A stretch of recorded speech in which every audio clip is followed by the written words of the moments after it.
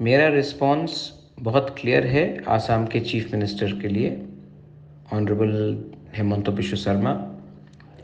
हम कम्युनिटी के बारे में बात करना चाहते हैं, कैबिनेट के बारे और मंत्री के बारे में बात नहीं करना चाहते हैं। हम कॉन्स्टिट्यूशनल सोल्यूशन के बारे में बात करना चाहते हैं, अपने 14 लाख तिपरासा के बारे में बात करना चाहते हैं जिसने हमें सपोर्ट किया है, प्यार दिया है, ना कि 1 2 3 लोगों का कैबिनेट पोस्ट के लिए। कम्युनिटी के बारे में बात कीजिए, सम्मान से बुबागरा को राजा की तरह दिल्ली में बुलाइए। हम आंख से आंख मिलाकर अपने कम्युनिटी के बारे में बात करेंगे और अगर हमारे कम्युनिटी को कुछ मिलता है तब हम आपके संग आगे चलेंगे, वरना हम जहाँ में हैं वहाँ में ठीक है। हमको कॉम्प्रोमाइज़ नहीं करना है, अपना कम्युनिटी को विश्वासघात नहीं करना है। कॉन्स्टिट्यूशनल सोल्यूशन दीजिए, तब हम बात करेंगे।